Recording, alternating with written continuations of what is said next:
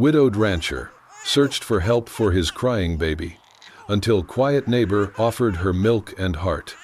Wyoming Territory, late December 1881. The snow fell sideways, slashing across the plains like a blade. Wind howled through the naked cottonwoods, rattling loose shingles and groaning old porch rails. A single oil lamp burned inside the Turner cabin, flickering against frost-laced windows. Inside, Wade Turner sat on the floor near the hearth, legs folded awkwardly around a tiny bundle. The baby's cries had started 3 days ago and had not stopped since. Red-faced, fists clenched, his son wailed from the hollow of his arms. Wade's face was a mask of exhaustion, bloodshot eyes, bristled jaw, lips cracked from lack of sleep and water. The fire had burned low, and he had not noticed. He shifted the baby and tried the bottle again. Glass, rubber nipple, goat's milk. The infant turned its head, rejecting it for the 5th time that hour. Wade sighed and leaned his head back against the wall. "You're going to starve yourself," he muttered. "Damn stubborn, just like your mother." The name caught in his throat. Clara, his wife, dead less than 2 weeks. The fever came quick after the birth, stealing her away in less than 48 hours. The funeral had been short, cold, and lonely. Now it was just the baby. And him. And neither of them was doing well. He had tried. God knew he had tried. He had knocked on every door within 5 miles, every ranch, every cabin. Always the same looks: pity, awkward refusal, murmured apologies. "No milk left," they would say. "Sorry, Wade, wish we could help." Tonight, under the weight of snow and silence, he nailed a wooden board to the front gate. In black tar paint, it read, "Need mother's milk, please." A man did not beg unless he had no choice. Wade Turner had no pride left to guard. Back inside, the baby screamed again, voice hoarse but relentless. Wade held the child closer and rocked in place, mumbling wordless sounds. Outside, the storm gathered. Just across the narrow ridge, tucked between dead aspens and a frozen creek, Mira Delaney sat motionless in her one-room shack. Her hands were wrapped in a shawl, her breath clouding in the dim light of a single candle. The cries carried on the wind. She had heard them every night. Each wail pierced the walls, the trees, her skin. At first, she had buried her head in the pillow, stuffed cotton in her ears, told herself it was not her problem, not her child. But tonight, the sound was different, raw, urgent, desperate. Her body responded before her mind did. A sudden familiar ache spread across her chest. Warmth, pressure. Her nightgown darkened at the breast. The milk still came, unbidden, months after it should have stopped. Every day she had pressed it out, wept silently, tossed it to the earth like wasted hope. She placed her palm over her chest, breathing shallow. "No," she whispered. "No, no." But the cries continued, and something inside her cracked like a branch under ice. Mira stumbled to her knees beside the cot. Her fingers reached beneath it, pulling out a faded scrap of blue cloth. She held it to her face, inhaled deeply. "Thomas," she whispered, barely audible over the wind outside. "I hear him too."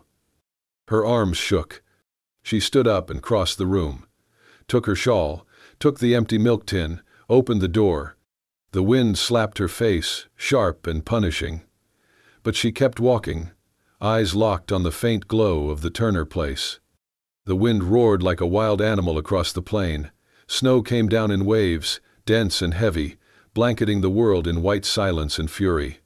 The Turner cabin creaked and groaned beneath the weight, the lantern inside throwing long shadows across the warped floorboards. Wade sat in the rocking chair, the infant cradled tight against his chest, both wrapped in a horse blanket that no longer held much warmth. The baby whimpered now, too weak to cry properly. Its tiny mouth rooted aimlessly against his shirt, seeking something it would not find. He had stopped talking, stopped pleading. His body swayed by instinct, not hope. Then, a knock, 3 times, soft, uncertain, but real. Wade blinked, dazed. He did not move at first. The knock came again, louder this time, barely audible over the wind. He rose stiffly, clutching the child close, and crossed the room. When he opened the door, the storm surged in behind her. She stood there like a figure carved from grief and snow. A young woman, soaked through, a shawl clutched tightly around her shoulders, a tin pail in her arms wrapped in a thin wool blanket. Her cheeks were raw, her lips trembling. Tears clung to her lashes, not yet frozen. Her voice came out barely louder than the wind. "Let me try," she said. "I still have milk." Wade stared at her, stunned. She looked unfamiliar, pale, hollow-eyed, but she spoke with such certainty, he did not know how to answer. Before he could move or speak, she stepped forward, gently, like approaching a skittish horse. "Please," she said, her voice cracking, "let me help." She did not wait for permission. She reached for the baby, careful, deliberate. Wade hesitated for only a heartbeat, then let her take the bundle. Her hands were cold but steady. Mira stepped inside, letting the door swing shut behind her. She moved to the hearth without a word and sat cross-legged on the floor. Her shawl fell away from her shoulders. Her hands moved with quiet precision, pulling aside the blanket, unbuttoning her dress, baring one breast slick with milk and grief. She cradled the infant into her chest. The baby rooted once, then latched. The sound was immediate, urgent suckling, desperate swallowing, then a low, content sigh from the child. Mira bowed her head, shoulders shaking. She whispered as she rocked, "Sleep, little bird, sleep, and fly home." Her words were broken lullabies, soft syllables spoken not to the boy in her arms, but to a child long gone. Her voice cracked as she sang, "You would have had your father's eyes, your mother's hands." Wade stood frozen near the table, his knees near buckling. The baby fed like it had never eaten before, because it had not. Its fingers curled against the woman's chest. Mira closed her eyes, tears falling freely down her cheeks. "I kept your blanket," she whispered. "I could not bury that too." She touched the child's cheek, as if through it she could feel another. Wade opened his mouth but said nothing. He could not ask who she was, could not ask why she had come, because none of it mattered now. What mattered was the child, his child alive, quiet, full. In the glow of firelight, he saw the smallest flicker of peace cross the baby's face. And in the woman's sobs, he heard something more than sorrow. He heard mercy. He stepped forward slowly, dropped to one knee beside her. He did not speak. He simply watched, listened, breathed. In the middle of a storm, salvation had come, not with angels, not with prayer, but with a girl no one knew, a milk tin in hand, and a heart full of ghosts. And for the first time in days, Wade Turner let out a breath without shaking. Mira came every morning, and again at dusk. She never stayed longer than needed. In silence, she would lift the child into her arms, her touch now steadier than it had been that first night. The baby no longer cried. He knew her now, as surely as he knew the shape of the bottle or the sound of the wind in the rafters. On days when the wind howled or her steps could not carry her far, she left a glass bottle of goat's milk on the porch. It was always warm to the touch, wrapped in cloth and tied with twine, placed gently beside the door like a prayer. Wade, at first, said nothing, but he began watching her more closely. He noticed that she always sat beneath the same spot on the porch, where the overhang offered only partial shelter. When the rain came, it leaked through the broken eave, falling just behind her shoulder. She never shifted, never complained. The next morning, after she had gone, he brought out a ladder and patched the crack with a strip of tarred canvas. He added a new brace to hold the beam steady, then laid down an old blanket from the storage chest, shaken clean of dust and pine needles. She did not mention it when she arrived the next day, simply sat down, settled the baby in her arms, and looked up at him briefly before lowering her gaze. From then on, she always sat a little longer. Later that week, Wade saw the tear down her coat sleeve. It must have caught on one of the bramble hedges along the trail.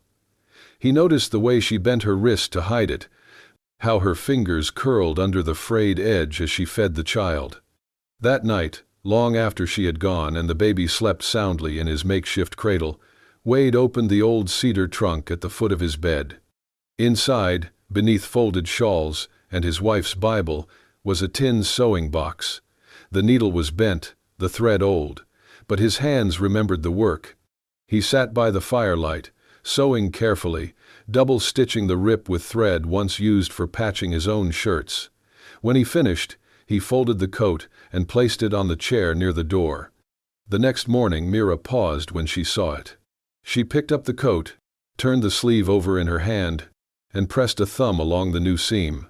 Her eyes flicked up to Wade, just for a breath, then fell again. She said nothing, only pulled the coat over her shoulders and resumed feeding the baby. But as she rocked gently in the chair, her thumb moved again and again across the stitchwork. From then on, small gestures passed between them like secret messages. Wade began leaving an extra log by the hearth before she arrived, or a cup of warm tea sweetened with molasses. Mira, in turn, began folding the baby's blankets neatly, and once left a small pouch of dried herbs for his tea. "For your nerves," she had said, almost too soft to hear. They rarely spoke. Words seemed clumsy beside the precision of what passed between them. Milk offered, roofs mended, sleeves stitched, a baby fed and cradled into sleep. One afternoon, as Wade came in from checking the fence lines, he passed her on the porch and their hands brushed, just briefly. Neither pulled away. When she left that evening, he stood a little longer at the door, watching the trail she walked, until her figure vanished into the snow. Connection bloomed not in declarations, but in the echo of footsteps on wooden planks, in the rhythm of rocking chairs and quiet breath.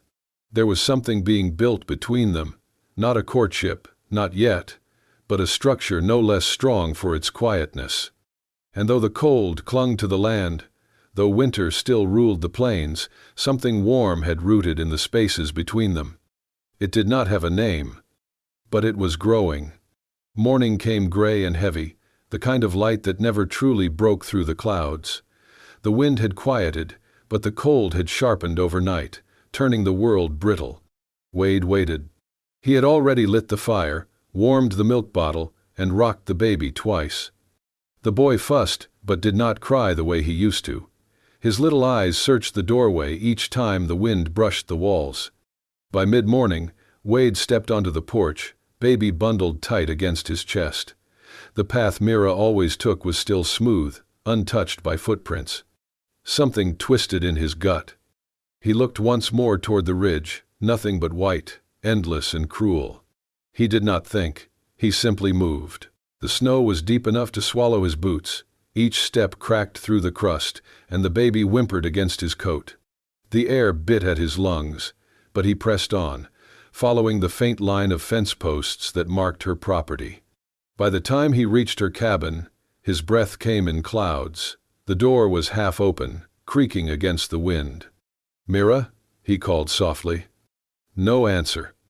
Inside, the room was dim. The fire had burned out. Mira lay curled on the floor beside the hearth, her shawl soaked with melted frost. Her skin glistened with sweat, her face pale as linen. Beside her bed sat the tin pail, half filled with milk already gone cold. Wade knelt down fast, his heart hammering. "Mira," he said, shaking her shoulder. "Wake up." Her eyelids fluttered but did not open. He felt her forehead burning hot. Fever. He carried her to the bed, tucking her beneath her own blankets. The baby stirred, small and restless. Wade shushed him gently, then poured water from her kettle into a pot and set it over the rekindled fire. His hands moved with surprising care. As the water warmed, he glanced out the window and froze. Behind the cabin, at the edge of the snowfield, a small mound rose from the ground, barely 2 feet high. A few stones marked its border. And above it, wedged into the snow, was a folded square of blue fabric, frayed, faded, unmistakably the cloth of a baby's blanket. He stood there for a long moment, the truth sinking in slow and heavy. When he finally turned back, Mira had stirred, Her eyes opened halfway, cloudy with fever. Then she saw him and followed his gaze to the window. Her breath caught. Panic flared in her face. No. She tried to rise, but he pressed her back gently. "Mira," he said softly, "it's all right." Her voice broke, raw and hoarse. "You saw." "I did." She shook her head, tears spilling fast. "I buried him myself. No one knows. Not the church, not the town. They'd call me a sinner, a whore." Her words tumbled out in gasps. "He was born too early. I prayed, I begged, but—" Her voice shattered. "He only lived 3 days." Wade knelt beside the bed, his hand resting near hers. "I thought the shame would kill me," she whispered. "I thought I'd never speak his name again." Her chest rose and fell in trembling sobs. He reached out, taking her cold fingers in his rough, calloused hand. His voice came low, steady as the crackle of the fire. "You gave life, Mira," he said. "That's not shame. That's love." Her crying broke then, deep, unguarded, like something long sealed inside her had finally found air. Wade stayed beside her, saying nothing more. Just holding her hand while the baby dozed near the fire, the wind whispering against the walls. When her tears slowed, she looked at him with hollow eyes. "You're not disgusted?" He shook his head. "I've seen death. I know what it takes to bring life into this world. You don't owe anyone forgiveness." For a long moment the only sound was the kettle hissing softly. Then Mira reached for the baby, her fingers trembling but sure. She drew him close, pressed her cheek against his small, warm face, and closed her eyes. Outside, the snow began to fall again, slow, gentle, unthreatening. And inside that quiet cabin, 2 souls, both broken in different ways, sat within reach of something neither had dared hope for again. Peace. The thaw had begun. Snow turned to slush in the furrows between cabins. Mud clung to boots, to hems, to every whispered word passed over fence rails and sewing circles. The baby was stronger now, rounder in the cheeks, his cries louder, his eyes searching. Mira still came each morning and each night, but now she stayed longer. She no longer stepped backward the moment her duty was done. People noticed. At first, it was only sideways glances at the trading post. Then came murmurs from pews on Sundays. Mira, who had once been nearly invisible, now drew stares. Not all unkind, but none entirely gentle. One afternoon, Mrs. Elsie Whitcomb, the widow who had once run the Temperance League and now considered herself guardian of the town's morals, stood outside the general store, arms folded like iron bars. "They say she's living with him," she said loud enough for everyone to hear. "Every night at that man's cabin, rocking that child like it's hers. And who's to say it ain't?" Someone laughed nervously.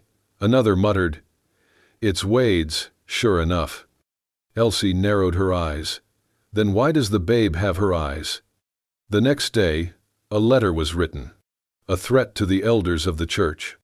A warning. If Wade Turner and Mira Delaney continued in their unholy arrangement, they would be named publicly, shunned, expelled, denied communion. The word scandal was used 3 times. Father O'Connell arrived that evening. He came on foot, face drawn in tired lines, boots heavy with wet soil. Wade met him on the porch, arms crossed.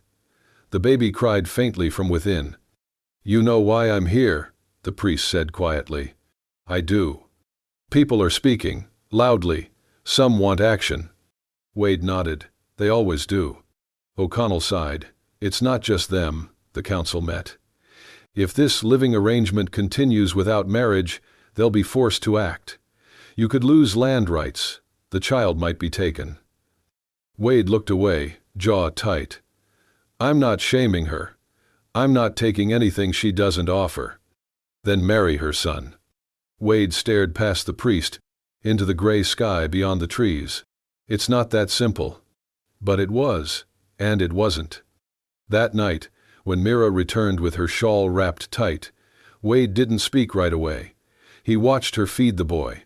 He saw how the light in her eyes steadied when the child looked up at her, how her hands no longer trembled. After she tucked the baby in and stood to leave, Wade stepped inside the kitchen. From the drawer, he pulled something wrapped in cloth, his late wife's silver chain, melted and reshaped into a rough but honest ring. The metal still smelled faintly of smoke from the forge he had made with bricks behind the barn. "I want to show you something," he said. Mira turned, puzzled. He held the ring out in his open palm.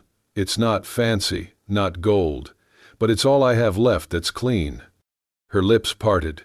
Her breath hitched. "I know they're talking. I know the church wants clarity. This isn't about them. It's about you, me, him." He nodded toward the crib. "We are something now. I won't ask you to be someone you're not. But if you could, just stand beside me." Mira took a step back. "I can't," she whispered. Wade didn't move. "Why?" "Because I can't lose someone I love again." Her voice cracked like dry wood. "I can't survive it twice."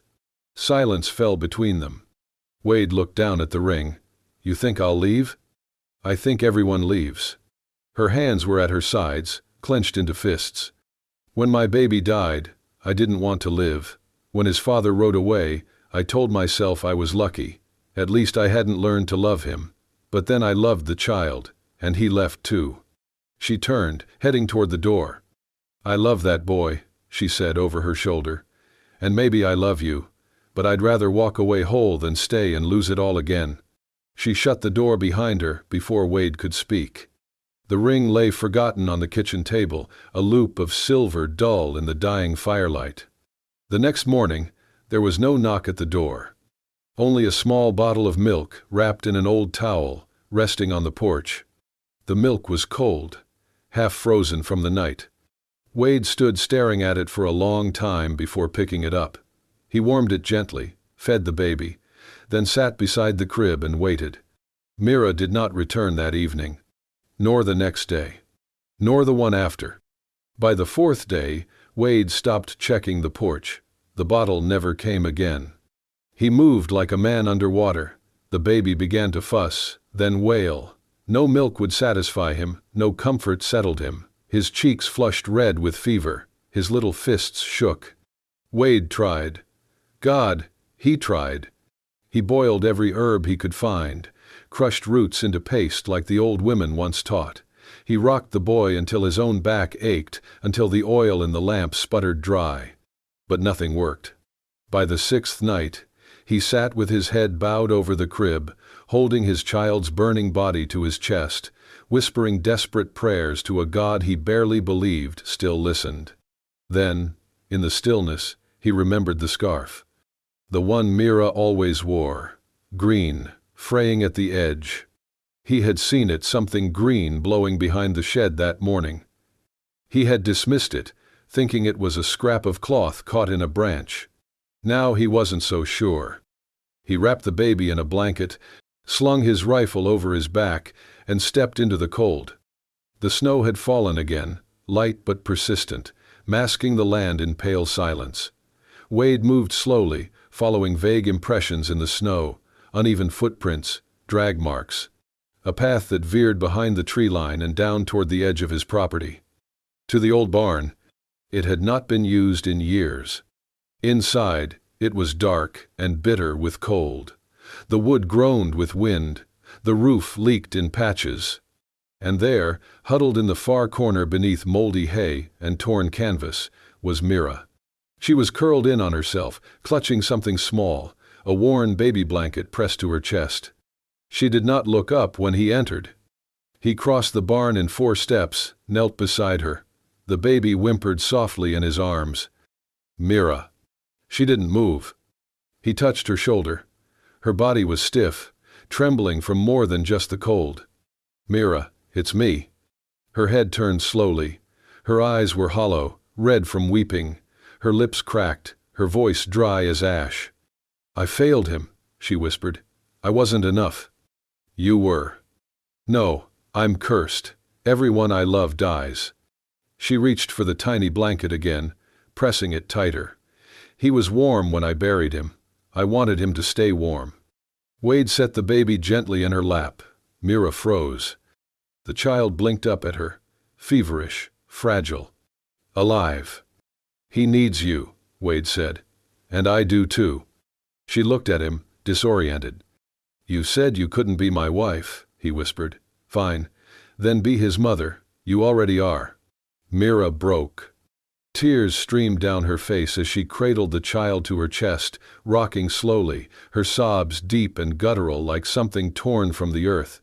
Wade stayed with her, arms wrapped around both of them. The wind howled outside, the snow fell harder. But inside that ruined barn, something warm began to grow again. Not forgiveness, not yet.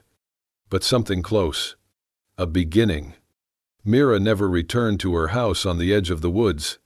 Instead, one morning not long after the storm, she walked down the dirt road carrying nothing but a small satchel and a sleeping baby tucked into her coat. She didn't knock. She opened the door and stepped inside, as if she had always belonged there. Wade didn't say a word. He just took the satchel from her hand and hung it beside his coat. From that moment, the house felt different, warmer, even though the snow still clung to the windows. They didn't talk about marriage. There were no witnesses or papers. But no one needed them. The boy had a mother now. That was enough. Wade built a crib with his own hands. Mira stitched a quilt from old fabric scraps, her fingers moving slowly but surely in the lamplight. She sang softly while she worked, old lullabies that weren't just for the baby. Sometimes Wade paused at the doorway, listening. One crisp morning in early March, Wade took a hammer and a chisel to the willow tree behind the house. He worked for hours, alone, smoothing the plank, carving each letter with care. By dusk, a small wooden marker stood beneath the tree, flowers blooming hesitantly at its base. Thomas, loved, even if just for a while. Mira stood behind him, arms folded across her chest. She didn't cry. Not then. But when she laid the green scarf across the base of the marker, her hand lingered for a long, long time. Spring came slowly, like a shy guest. The snow receded, revealing earth damp with promise. Chickens returned to the yard, pecking at thawed ground. The boy, still without a name, though Mira had started calling him Little, began to smile in his sleep. The town noticed. At first, people stared when Wade walked through town with Mira beside him, the baby strapped against her chest. There were whispers, glances. But as the boy grew healthier, stronger, the tone began to change. Mrs. Gilroy from the post office brought over a jar of honey for the baby's cough. The tailor mended Mira's boots without charging her. Even the pastor nodded kindly one Sunday morning as they passed his gate. "She's done right by that child," one neighbor murmured to another. Maybe she was always good, just needed someone to see it. By midsummer, folks had stopped whispering. They started waving instead. And Wade? He still didn't say much. But every morning, he made coffee for two. He chopped firewood before Mira could ask. He learned how to braid the baby's tiny hair as it started to curl. And every evening, when she rocked Little to sleep, he sat nearby and watched like it was the only thing worth watching in the whole wide world. One evening, Mira stepped out onto the porch just as the sun dropped behind the hills. Wade was sitting on the steps, the boy in his arms, already dozing. Mira sat beside him, resting her head on his shoulder. "This feels like something real," she whispered. Wade looked at her, quiet for a long moment. "It is. No more questions. No more conditions. Just two people, and a child, and the quiet kind of love that grows where grief used to live." The ground had thawed weeks ago, but today, the air truly smelled of spring, green and soft, and full of promise. The wind no longer howled like it had in winter, but sang low songs between the trees, as if reminding the earth to wake gently. Behind the cabin, where snow once drifted knee-deep, grass now peeked through in patches of shy color. Wade knelt in the earth behind the house, his fingers caked in dirt as he lowered the roots of a young apple tree into a narrow hole beside the willow. His motions were careful, reverent. Each handful of soil he packed around the roots felt like a kind of vow. The tree was thin, its branches still uncertain of themselves, but Mira had chosen it for its resilience. "Late bloomer," she had whispered, running her hand over the bark. "Just like us." Wade smiled at the memory, brushing his forehead with the back of his sleeve. The sapling stood only chest high, staked with a piece of old fencing wire and hope. But it would grow. Given time and care, it would bear fruit. Behind him, the back door creaked open. Wade turned to see Mira step out, one hand resting on the small curve beneath her waist, the other shielding her eyes from the sun. Her dress was pale blue, stitched by her own hands, the hem uneven but full of pride. Her cheeks were flushed, hair pulled back with a scrap of ribbon. She smiled at him, one of those quiet, full smiles that made everything else disappear. Their boy, no longer a newborn but not yet steady on his feet, tumbled across the grass toward her, arms flailing in excitement. "Mama," he chirped, grinning, mouth full of teeth just starting to show. The word landed like thunder and prayer. Mira dropped to her knees, catching him in her arms, burying her face in his hair. Her body curled instinctively around him, heart and arms forming shelter. "My first child called me in dreams," she whispered, rocking gently. "This one calls me in daylight." Wade stood, wiping his hands on his trousers. He walked over slowly, earth still clinging to his knees. Then he crouched beside Mira. She looked up, and he took her hand without needing to ask. "I never got to do this before," he said, voice rough, with something held back. "Never had the right moment. But now, I figure it's time." 7. From his pocket, he pulled a small silver ring. It wasn't polished or perfect. He had forged it from the chain his late wife once wore. Melted down, reshaped, made new. Like them, without ceremony, without words rehearsed, he slid the ring onto Mira's finger.